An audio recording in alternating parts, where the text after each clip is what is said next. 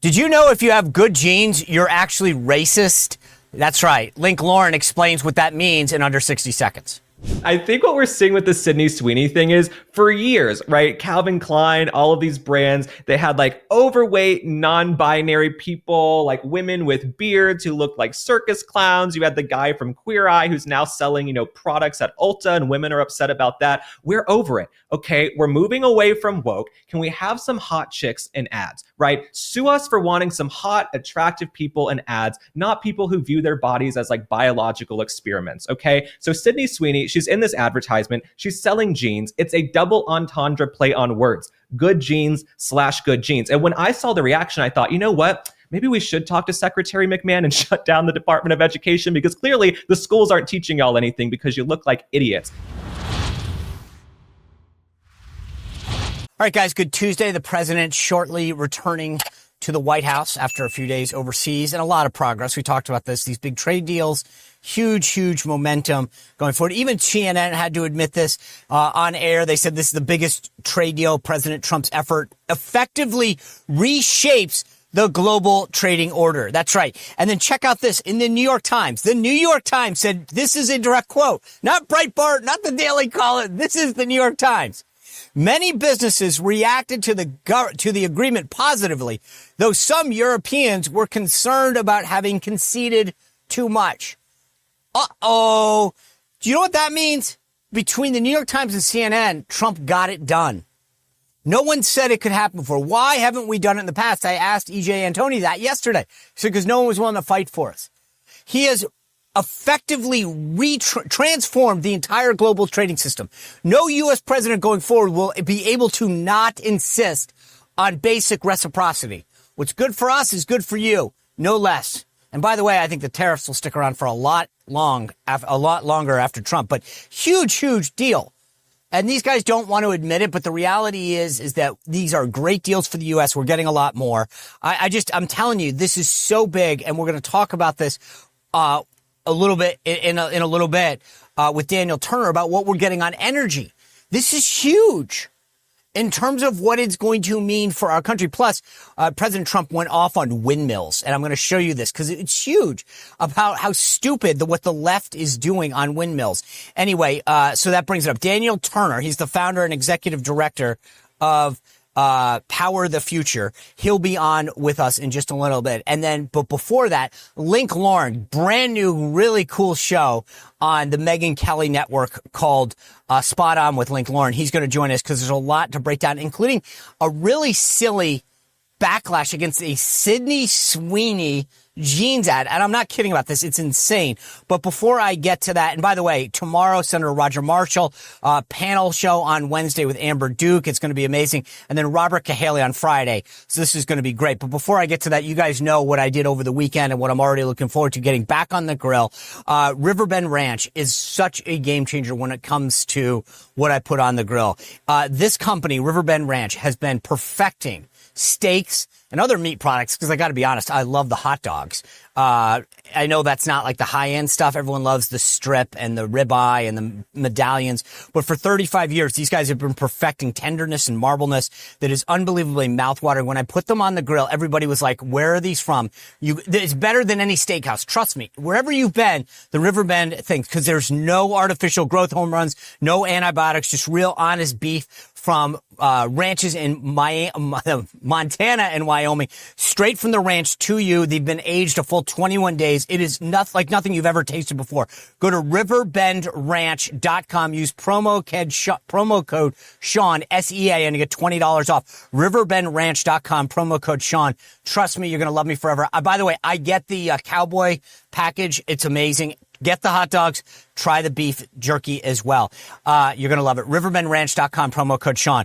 By the way, before I get into our great guest, I want to tell you about another great friend of mine. You know him. I've told you about him before. My buddy Leo Grillo. He's the founder of Delta Rescue. They are amazing. What Leo started with rescuing one dog, a Doberman, has now turned into the world's largest no-kill sanctuary, not shelter. If you've heard me before, you know what I'm talking about. They take care of everything. Dogs, cats, horses, you name it. If they've been abused, malnutrition, abandoned, Leo Grillo does it all. And he does it without any help. No big USAID grants. It's all because of contributions from people like me and you. I literally made a personal contribution. I'm that moved by what Leo Grillo has done. I'm an animal lover. I've rescued 3 dogs, and I love what Leo has done. If you are an animal lover or just care about the work that this great man does without big government grants, then go to deltarescue.org. Check out the great work he's doing. Please consider a personal contribution. I love the fact that this is all done because of Leo's passion. Please support the work of Leo Grillo at Delta Rescue. Go to deltarescue.org. And by the way, click the estate planning kit, because if you really love this and maybe want to make it part of your estate, you can walk it through. You can talk to your financial planner, deltarescue.org. All right. Without further ado, I want to bring in our buddy, the host of Spot On with Link Lauren on the Megyn Kelly Network, Link Lauren. Hey, Link, welcome to the show. Good to see you. Congrats on the success of your show, by the way. That's amazing. I mean, I'm kind of jealous, to be honest with you. You crushed it out of the gate. I'm like, hey, I worked my butt off for like a year and a half. And then Link Lauren just launches us and it's like, hey, huge success in one day. Well, thank you for having me, Sean. And thank you for coming on my last episode. Everybody loved you. Everyone in the comments, they were saying, why is Sean Spicer not a stand-up comedian? You're hilarious. Well, my wife says that all the time. And then says, shut up, do your chores. Like, speaking of stand-up comedians, Kamala Harris, she did this video with youth voters the other day, and there's days in which I'm like, can you not do better? She phones it in. Literally, there's this youth summit, and they tee it up like she's going to give this thing, and it's a 2-minute taped thing, and I'm like, I'm becoming increasingly of the view. I know everyone keeps saying, is she going to run for governor or president? I don't know that she runs for either, because I don't see anything redeeming about anything politically that she has to offer.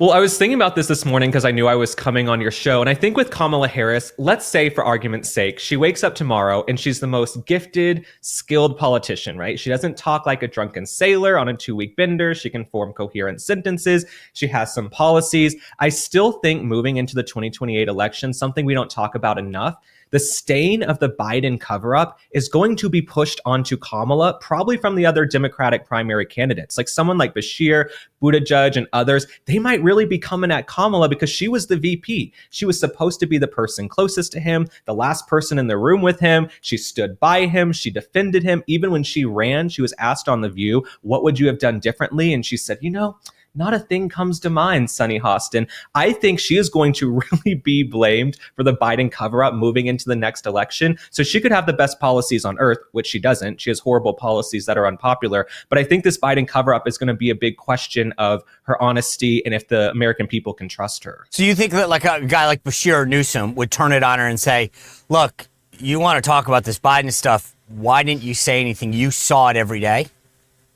Well, I mean, the 2008 primary got pretty ugly between Obama and Hillary, so I wouldn't be shocked if you see Newsom and Kamala go at it. I don't think Kamala is this precious thing people aren't going to want to touch because she honestly seems like the easiest person to knock off. Remember in the 2020 primary, she was at 2%. She was a flop. She was terrible. So I don't think there's any guarantee that she's going to do well in a primary. And I think the voters will be able to question her honesty, if they can trust her, because she did cover for Biden. Let's be honest. She saw that man was in decline and non-compos mentis, and she lied and covered for him. She's also the same. Remember, she went after Biden and was like, I was that little girl who the busing and the whole, and then by the way, they still picked her. I'm fascinated by the youth vote. And as a guy that's been in politics quite some time, it was always this belief, what's the old saying that if you don't vote Democrat when you're young, you don't have a heart. And if you don't vote Republican when you're older, you don't have a brain. And there was always that narrative. Young people voted Democrat. But last year in the big election, you look at Gen Z and Gen Z men broke pretty heavily. 52-34 Republican over Democrat. But Gen Z women, it's almost the mirror opposite. 58 Democrat, 37. Why? What's the message that's working with men that maybe isn't working with women?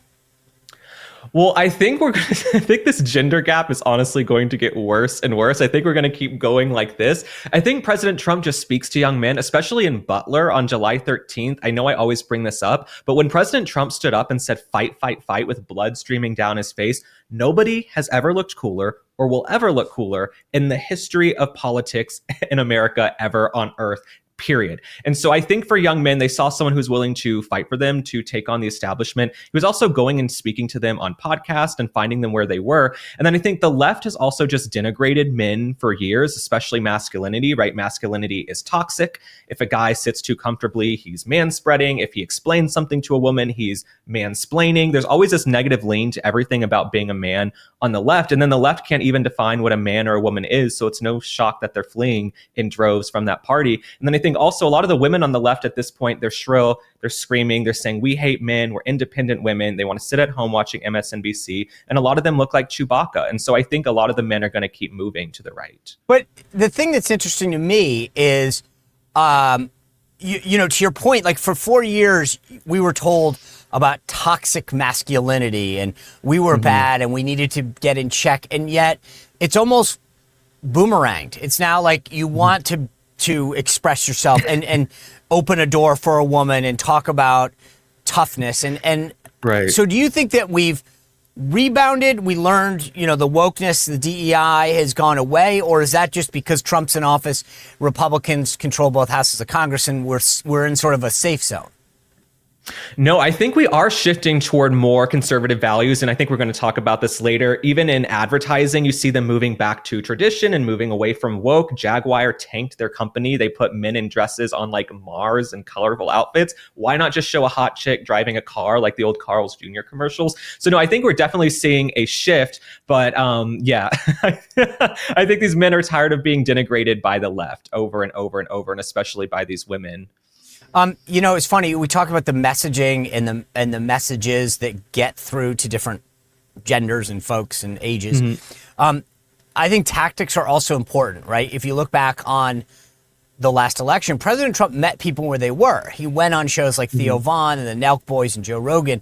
The idea was, I'm not just going to go do the Sean Spicer show or, you know, a bunch of political commentary shows. It was, I'm going to go where people are having a discussion about like culture and sports and life, and so it was there. And I'm watching the Dems try to replicate it. Like Senator Ed Markey of Massachusetts is like trying to make TikTok videos. My name is Pink and I'm really glad to meet you. You're recommended to me by some people. Hey, ooh, is this illegal? Hey, ooh, it feels illegal. And I'm wondering if they're just missing, like they are misreading the thing. It wasn't that Trump just went on the Nelk Boys or Joe Rogan or whatever. He actually had a conversation with them. I think the Dems are like, oh, I'll just get a TikTok account and therefore I'll reach it. They're missing the messaging point of this. Well, I don't know a single Democrat right now who could just sit down and have a conversation on a podcast, because you got to be able to talk at least for half an hour, sometimes 90 minutes. Some of these podcasts like Rogan, they'll go 2, 3, 3.5 hours. President Trump could sit there and talk to you about any topic under the sun, because he's actually a fully formed human being who's lived a life, right? He's not a career politician. He's done a million different things in his life, and he's lived a very colorful life. So he can actually have those conversations. I think if Kamala Harris tried to sit down and do a 90-minute podcast, it would be a calamity. It would be terrible. You would see there's not much there. She's a career politician. She's just a swamp creature. Everything is so focus grouped and checked over and over and over again. And to go back to your last question, I'm thinking about now, especially my audience is predominantly women. I hear this from the gays, the log cabins as well. It's okay to want chivalry. It's okay to want a masculine man to come along and say, I got you. And I think there was sort of this period of a few years where you weren't allowed to say that you wanted, you know, another person in your life or a support system or companionship. And I see so many women now, especially on social media, conservative women saying, you know what, I do want a partner. I do want a man who knows how to screw in a light bulb and change a tire. God, you know, forgive me for wanting all of those simple things and the American dream, and to live in a 2-parent household, you know, with a nuclear family. I think you're allowed to say that now more than the last 4 years. Yeah, I don't think it should be controversial. You can be right. Like, the funny part about this discussion is I don't, like, there's this sense that if you, like, I think women are unique and have qualities that I don't have, right? I mean, like, in other words, my wife and my kids wouldn't be clothed I mean, it's just a fact. They wouldn't eat, and like, or they wouldn't be enrolled in school. Like, there is something that a mother brings to the table, and I'm not. And you know, everybody thinks like somehow you're denigrating somebody else. Like, I know a bunch of single dads. Like, it doesn't mean that there can't be a good person out there doing that job, right? That's not. It's like when you talk up somebody, it doesn't mean you're doing it at the expense of somebody else. And that's where I think we've gotten into this crazy world where if I say something about the quality of a woman and what she brings to something, therefore it's undermining what a man brings to the table, or it's whatever. And we each have unique qualities, right? I'm short. I can see things that tall people can't, right? That doesn't, I'm not denigrating tall people, but I also know that like I face certain challenges as a short person. We all have uniqueness to us. And I think that's the beauty of this, but somehow in culture, it's become, if I say something nice about you, and what you bring to the table, then it must be at the expense of somebody else. And we've missed that. Like, I think highlighting the qualities of women and how they're different and unique in a lot of ways is a good thing. And yet we got captured for so long about equality. We all have to be equal, and that's just not true. You know, 100%. I also hear from a ton of guys now, and there's this big article in the New York Post, people were talking about a lot of guys, because of the Me Too movement and getting canceled for so many years, they go out to a bar, they're scared to go up and talk to these girls because they've had experiences. They go up and say, hey, where are you from? What are you doing around here? The girl's like, get away from me, you creep. I'm out with my friends. I'm independent. And it's these guys at this point are like, you know what, uncle, we're tired of being beaten down by these liberal, shrill women. And I will say there are a ton of spaces now in Washington, D.C., especially where I feel like conservatives can come together. Like, the energy is so hot and fun, and it's a little bit feral. Like, I think now conservatives are having an easier time finding each other and saying, you know what, I actually think we have the same ideology, and let's get together and try this. Okay. So I'm excited about the future. All right, this is perfect, because I had a discussion the other day with somebody, and I want to run this by you now. During Trump's first term, it was all about the policies. Okay, here's what I want to get. He focused on tax cuts, whatever. But he left culture off the table. Okay, so when it came to something as simple as the Kennedy Center honors and the Kennedy Center, Trump said, I'm just not going to go, right? Because they were like, we're going to protest. And he said, fine, you guys have your Kennedy Center honors. We're not going to do the White House reception. Like, basically, I'll just yield that ground. I'll cede it. You guys go do your culture thing. I'm going to focus on policy. And I would argue that was a mass. Now, again, don't get me wrong. Like, we had plenty on our plate and we were being attacked about Russia every day and blah, blah, blah. But what he has done separately and differently this time is that culture, going after Harvard and Columbia and higher education, watching Stephen, going after these media entities and going after them hard. And you look at the deal with Paramount, which is to say, CBS, yeah, you want your deal, you got to get rid of DEI, you got to admit that you're going to be fair, okay? And then you look at the Kennedy Center.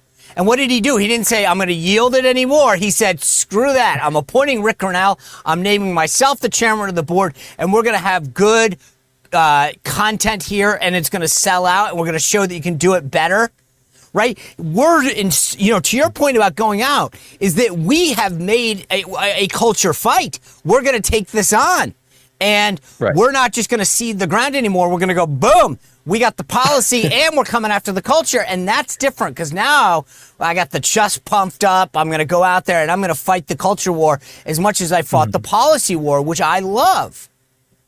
Well, I think Republicans are winning the culture war. Like, it's never been hotter to be conservative right now. It's actually uncool to be like a diehard establishment liberal at this point. It's like the worst thing you can be is like a Democrat, a liberal establishment person, stumping for Kamala and all of these folks. I think it's never been cooler to be a Republican. And I'm glad that we're fighting the culture war because we're winning. We look at men and women's sports, right? We were told this is just a cultural issue. It's not going to galvanize people in the election.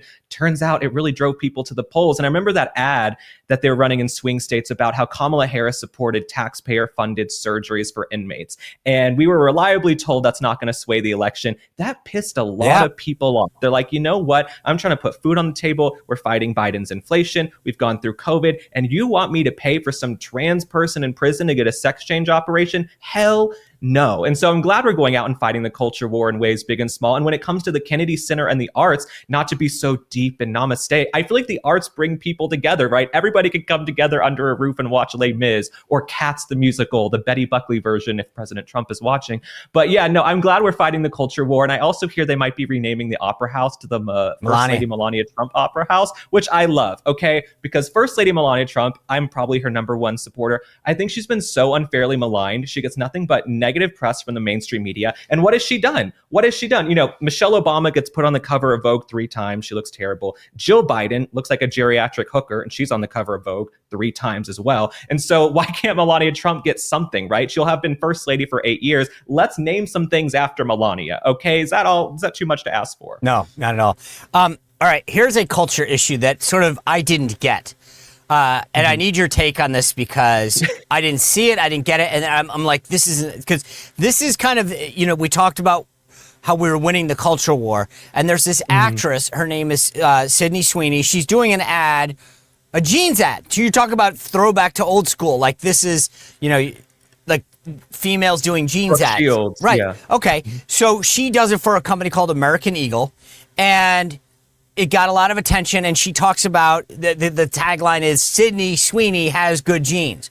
Okay, play on maybe jeans with a G, like she's got good genes, and then she's got good genes with a J, which is American Eagle. Okay, which I thought was kind of cute.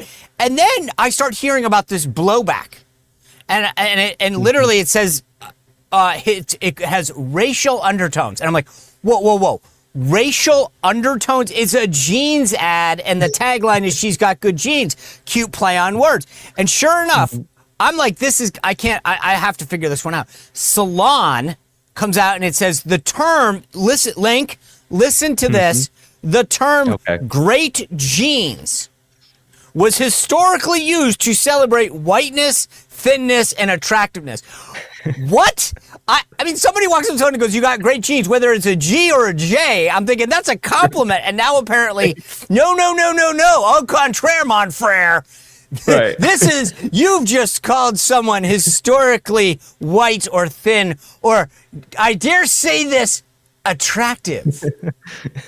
No, 100%. I think what we're seeing with the Sydney Sweeney thing is for years, right? Calvin Klein, all of these brands, they had like overweight, non-binary people, like women with beards who looked like circus clowns. You had the guy from Queer Eye who's now selling, you know, products at Ulta, and women are upset about that. We're over it. Okay, we're moving away from woke. Can we have some hot chicks in ads, right? Sue us for wanting some hot, attractive people in ads, not people who view their bodies as like biological experiments, okay? So Sydney Sweeney, she's in this advertisement. She's selling jeans. It's a double entendre play on words. Good jeans / good jeans. And when I saw the reaction, I thought, you know what? Maybe we should talk to Secretary McMahon and shut down the Department of Education, because clearly the schools aren't teaching y'all anything because you look like idiots. And everybody who is upset with Sydney Sweeney, I think what it really is that she's triggering some insecurity in them, right? They're maybe unhappy with the way they look. They're not secure in themselves, because if you're that angry over a young woman collecting a check for a clothing brand, then you got to go look at yourself in the mirror, okay?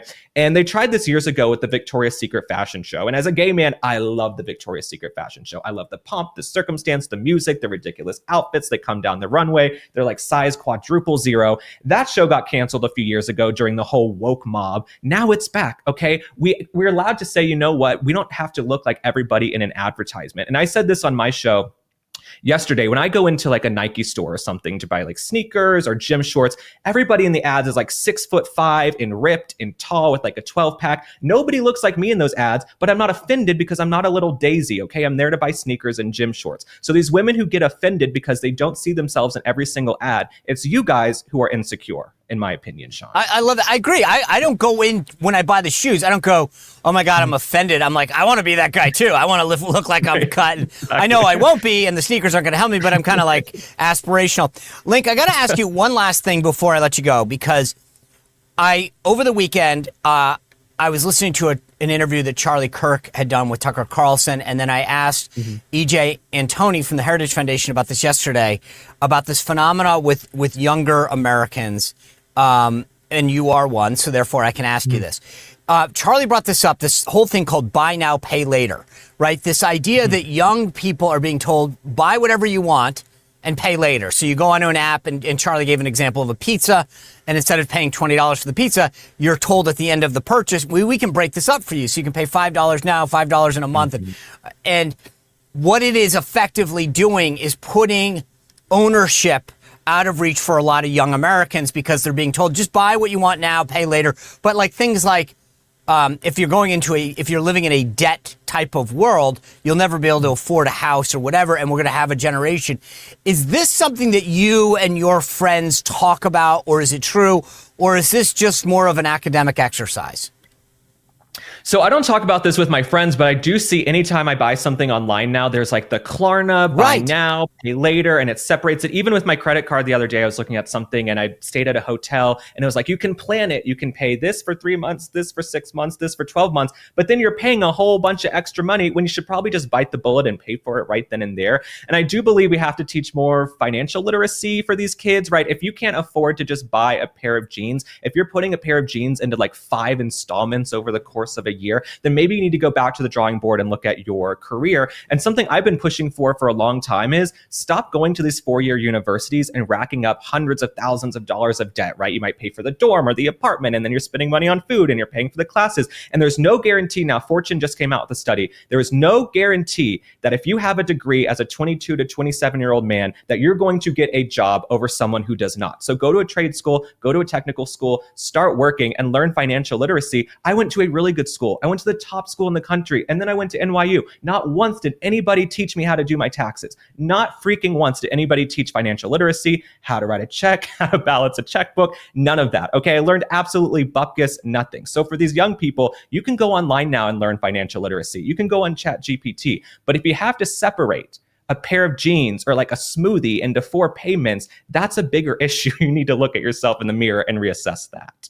Yeah, I get it. And that's what I think the problem is right now, is that I just to put it in a pin on it in like 30 seconds. In your answer, I mean, getting back to Linda McMahon and the Department of Education, we need to do more on the education side in financial literacy than anything else.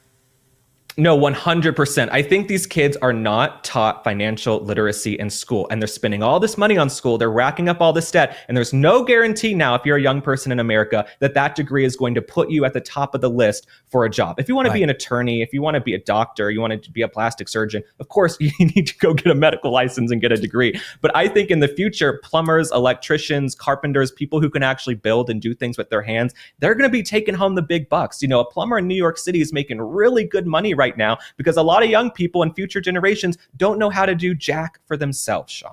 Agreed. Including myself sometimes. I know, but I know who to call.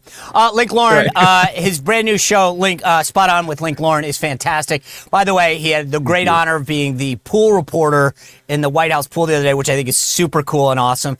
I haven't even gotten to do that. So that's, you know. Well, seriously, Sean, like, I know people think I'm like Pollyanna sometimes, and I've been told I'm too excited about things. Seriously, could not be more grateful that I got to be the new media and travel to Texas. Like, could not be more grateful. I don't take it for granted, like some of the people who are there every day. And people are like, it's your First Amendment. You don't have to say you're grateful. No, I'm very grateful to be there, and it was an insane experience. That's awesome, and it's well-deserved. Thanks. Congratulations on all your success. Appreciate you joining us.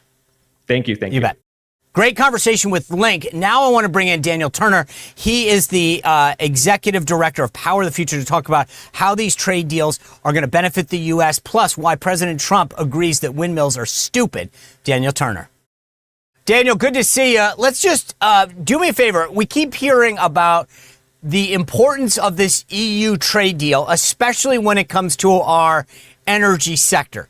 So explain what does that mean? What sectors, what companies, how is it going to help us, et cetera? Well, energy, like any industry, anything that produces a product, and this energy needs customers, right? If you're making a sandwich, you need people to buy the sandwich. If you're producing oil, you need people to buy oil.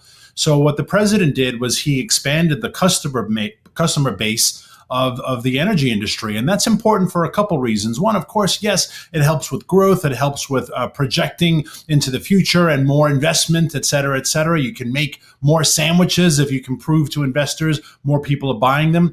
But it gives a stabilizing effect, right? Because our energy industry domestically it is vulnerable to weather events, to, God forbid, terrorist events, right? Lots of things drive up the price of oil and drive down the price of oil. But Europe is a different part of the world. Wait. So Daniel, I'm sorry to interrupt, but does that mean, well, that's what I was trying to get at, though. Like, is that when the president says that the Europeans are going to buy 750 billion in U.S. energy, you just said the word oil, and was that just an example, or is that what is that what that means? I think I haven't read all the specifics or seen all the specifics, but I'm pretty sure it was oil, natural gas, and nuclear technologies. Okay. Those three. I'm sure coal has to play a role in that because Europe still does burn coal, and they don't have a ton of domestic coal production anymore. So I'm sure coal is going to play a role in that. But giving the energy industry more customers stabilizes those crazy price spikes, right? So if the Gulf Coast does get hit by a hurricane, well, there's still a European customer base, right? So it brings sort of a leveling, a calming effect. The more customers you have, back to the dumb sandwich analogy, if the one guy who comes in every day to buy 3, if he's offset by 15 new customers, then the day he doesn't come in, your business is still going to run fine. Yeah, I'm getting hungry though, Daniel. That's the problem. Let me. But I think there's also a geopolitical piece here, which is if we're buying it from us, they're not buying it from, say, Russia. Sure, and that's the other really important thing is that President Trump, he mentioned this a couple times on the campaign trail last year, and I believe even in his one debate with then Vice President Harris, he pointed out that the European Union spent more buying Russian energy than they spent giving to Ukraine to fight in their aid in their war against Russia. So really the Russian army was funded by bad energy policies of the EU. Now people say, well, what about the embargoes? And yeah, there were Russian embargoes, but Turkey didn't abide by the embargoes. The South Koreans didn't. A couple of countries didn't. The Egyptians didn't. So Russia would sell to them, and then those countries would sell to France and Germany and Italy and Spain. So the embargoes were pure, meaningless, hollow, empty gestures. Russia sold just as much energy. But if the European Union buys from us now, they're not buying from Russia. And that's good if you care about the war in Ukraine. One of the other things that's interesting, you mentioned the word nuclear. And by the way, it's like my favorite word that President Trump says. Like, whatever he says, like, we're doing nuclear. It's like, to me, it's like a verb, an adjective, a noun. Like I talked to Starmer about nuclear. You don't want to go nuclear, but you want to use nuclear. It's like, I don't know what it is, but like every time he says the word, I can put a smile on my face. The thing that was interesting to me is the other day, in a conversation about AI, somebody brought up the fact that like when you start running all these big AI plants and whatever, right, it's going to take a ton of energy. Yeah. And they were like, the only way that you, in the long run, sustain AI is by enhancing and growing production of nuclear. Fair? Not the only way. It's a very important way, without a doubt, because nuclear power is baseload power, meaning it is not intermittent. You can run your nuclear facility regardless of what the sun is doing, regardless of what the wind is doing. And those are drawbacks on wind and solar that are never going to change, no matter how many wind turbines we put up or how many solar panels we put up. Night is always going to happen, and our electricity consumption doesn't change because it's dark. Actually, electricity consumption usually goes up at night because people are home and they're putting on their ACs, et cetera, et cetera. And all those office buildings downtown are still using power because they have to be climate controlled. They have security systems. So our electricity consumption doesn't change with the weather. So yeah, nuclear is a huge part of AI, but also reliable baseload, which is also coal, natural gas, and hydro have to be part of that equation.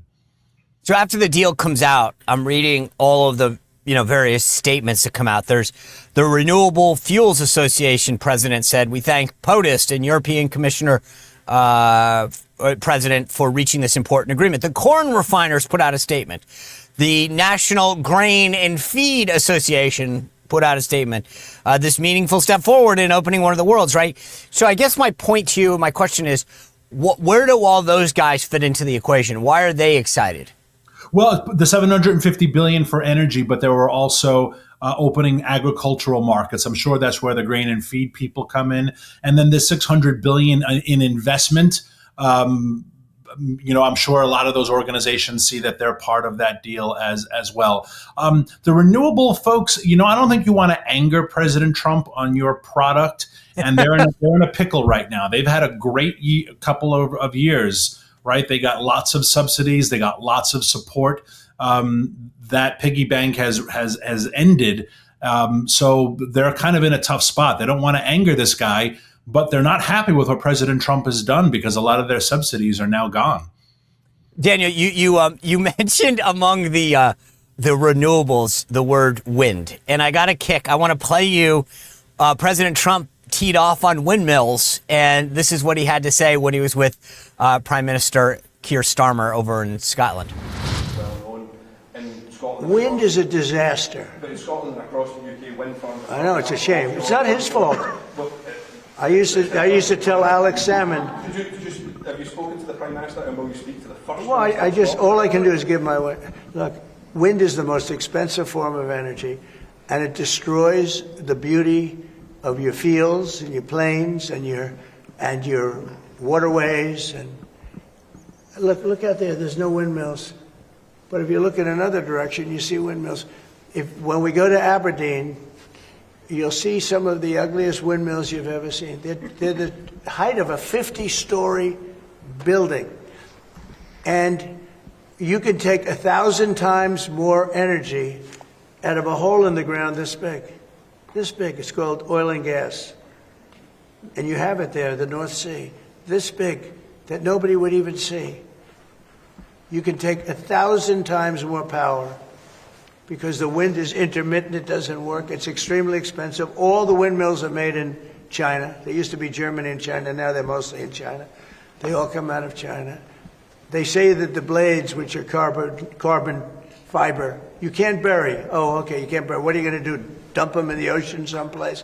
Because they only last a certain period of time. And remember, a windmill has a life of 8 years, especially when they're out in the salty sea and they start to rot and to rust. You have to replace them. It's very hard to replace them. Wind needs massive subsidy. And you are paying in Scotland and in UK and all over the place where they have massive subsidies to have these ugly monsters all over the place. So I've restricted windmills in the United States. Now, a couple we have, the poor, stupid people at the beginning, they approve them, so they have their full approvals. But I've restricted windmills in the United States because they also kill all your birds. They wipe out. It's interesting. If you shoot a bald eagle in the United States, they put you in jail for 5 years. And yet windmills knock out hundreds of them. They don't do anything. You explained that. So it's a very expensive energy. It's a very ugly energy. And we won't allow it in the United States. All right, Daniel, he makes a great point. I put a video up on Instagram the other day. In Rhode Island, the sound going out from Rhode Island, etc., used to be just pristine, beautiful, unobstructed. And literally, it's now a massive windmill farm, right? So, the beauty and the pristine landscape sucks. But to President Trump's point, it's harmful to the environment. And it doesn't produce much, right, in terms of bang for your buck. I don't get it. Explain to me is there any redeeming quality for windmills and what they do? No. And I love the fact that President Trump speaks so clearly about this. I think the wind industry, the solar industry, they've benefited from just a lot of lefty causes where you don't want to say the truth because it might hurt people's feelings. And wind and solar have been abject failures across the board. Removing the subsidies is going to make life painful. Don't get me wrong. There have been numerous articles, even in the Wall Street Journal, saying how electricity prices are going to rise now that those subsidies are gone. Yeah, but we're not Keynesians. So at what point do we continue to subsidize an industry that is not functioning? Europe pays 3 to 4 times what we pay for electricity. and they're all in on wind. So when does it work? And this is the argument where you talk to the renewables folks and they can't seem to answer. Europe's been doing this for 25, 30 years. You've invested trillions of euro. You subsidize them through the roof. The ratepayers pay outrageous 40, 45 cents per kilowatt hour. When does it work? Right? If work is considered cheaper for the ratepayers and better for the electric grid, when does wind work? Do we need 35 more years? Do we need another couple trillion? Their idea of success is how much they've invested and how much they've built. Again, going back to the debate last year, it's why Vice President Harris said, we've invested $1 trillion in the green economy. That's not a benchmark. That's not a goal or a success. That's just spending money willy-nilly with no tangible benefit for the American people. So wind is going back to your example at the beginning of the whole thing, I feel like it's walking into a sandwich store and saying, I want to spend $1 trillion in the sandwich store, and not asking how many sandwiches you got for it. It's just saying you spent money. Yeah. But in all seriousness, I just want to be clear on this, because I have my analysis is kind of what you said, but I want to make sure I'm hearing you right. Because I look and I say I look at these windmills and I go, okay, they're gaudy. To President Trump's point, the blades fall off. They wash up on beaches. It's horrible because you can't do anything with them because of the material they're made out of. They harm wildlife, birds, and kill whales. So outside of a bunch of lefties feeling good because they can say, oh, look, a windmill. There doesn't seem, I mean, and then like you said, when I drive past, a lot of times if there's no wind, they're not doing anything, therefore they're not producing anything. Yeah. So is it true? I mean, I feel like it is literally a feel good thing. There's no redeeming quality. Fair?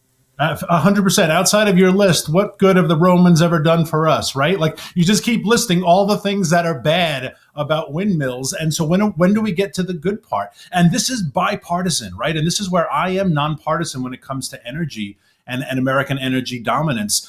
Republicans are just as guilty. And the Biden administration knew this, which is why they pumped so much money into red states. But don't you think somebody's got to make a ton of money? Everything in my mind comes back to money. So some donor, some company of a left-wing nut job, George Soros affiliated wackadoodle, is making a boatload of cash off this, because somebody's got to be benefiting from this. Look at the great Republican state of Texas, the energy capital of the world, which brags about how 40% of their electric grid comes from wind. But Texas pays amongst the highest electricity in the world, and hundreds of thousands of acres are removed from farmland, from cattle, from grazing to get turned into wind farms. Now, if you own that land and the government's leasing it from you, life is good. Of course, you're going to celebrate. If you're a Republican in Texas, and I joke all the time, Texas isn't quite as Texan as Texans like to think Texas is, right? Texas is a lot pinker than it is red, and they just don't want to admit it. But if you're a Republican in Texas and you're petrified of getting made fun of, oil,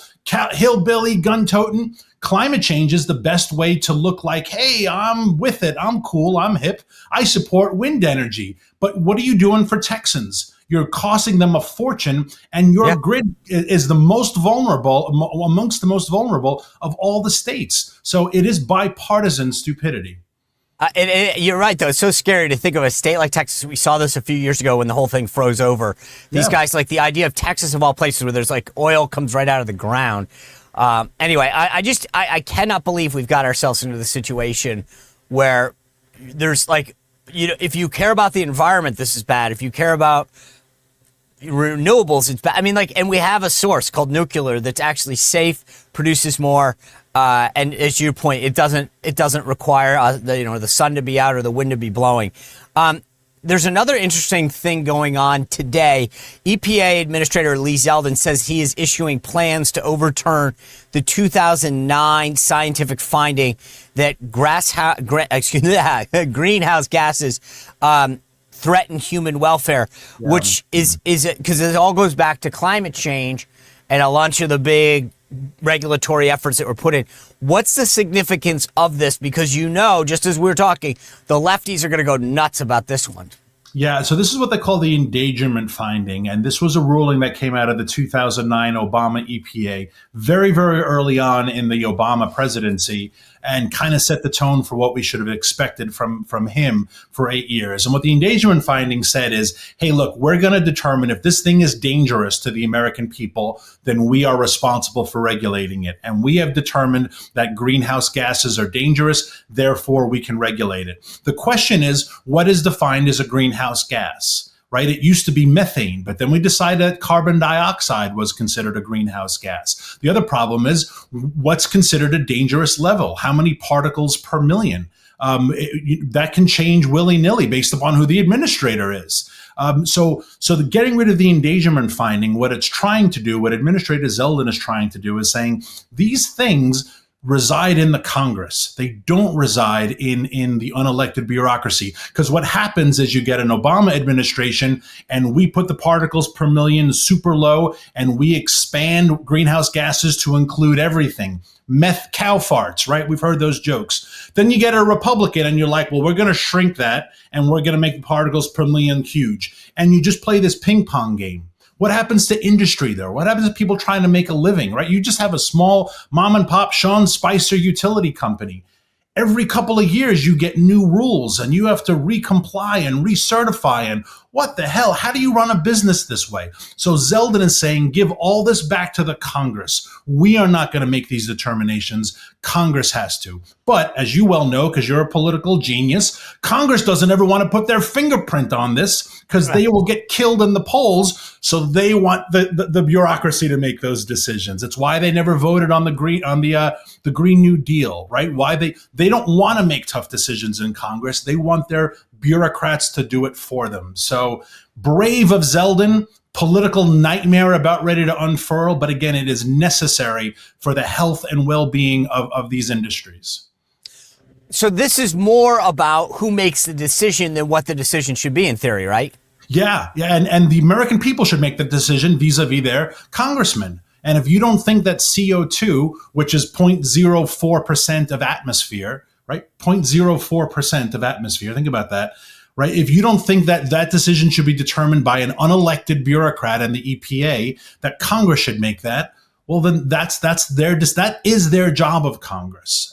Okay, just real quick, because this to me, I would have thought at the forefront of this, I would have 100% agreed with you. And I'm literally thinking as you go. Mm-hmm. Okay, I agree with you. I don't need some left-wing government bureaucrat making that decision, but I also don't need Nancy Pelosi or Hakeem Jeffries if they're in charge making that decision. That's going to be the huge fallout, right? See, I said you're politically savvy for a reason, because the fallout is now if Zeldin goes a little too far, well, then now we've left a void. We've left a vacancy. And if they get power back, and they will, right? They're in the bad shape right now, the Democrats, but they will rebound just as Republicans have rebounded. When they're back in power, they will crush us. So how do you change this ruling in such a way that there's enough left on the field so that the new administration will have to comply, but there's not so much that they can abuse? So Zeldin is walking a really, really fine line. And I give him a lot of credit for tackling it. I just wish there was like a third way that we could stack some kind of independent board where it's like you'd have 3 Republicans, 3 Democrats, so that way, going forward, we could make appointees to that so that there were legitimate people doing it. But we had I don't know, maybe there's a solution going forward, because I agree with you, but I'd rather have Congress do it than unelected bureaucrats. But at the same time, I don't know that I trust Democrats if they get back in power to ever do this kind of stuff. So maybe there's like a middle ground which says that there's a board that the president and that maybe like any other, like the federal like the FCC, the Federal Communications, the SEC, you could appoint members so that you knew that you had experts, but also that they were appointed by the respective, so like you got presidential appointees with a guaranteed number of minority members. I don't know. Yeah. Anyway, Daniel Turner, thank you for being with us. Great conversation. Always appreciate it. Thank you, Sean. Appreciate it. You bet. Guys, thanks for being with us. A brand new column dropped at SeanSpicer.com today. Go to it, check it out. I walk through a lot of these trade deals and why they're important and why he has truly upended the global trading system. SeanSpicer.com. Thanks for being with us. We'll see you back here tomorrow, same time. Well, if you enjoyed this content, make sure to like this video, subscribe, and click the notification bell to get more.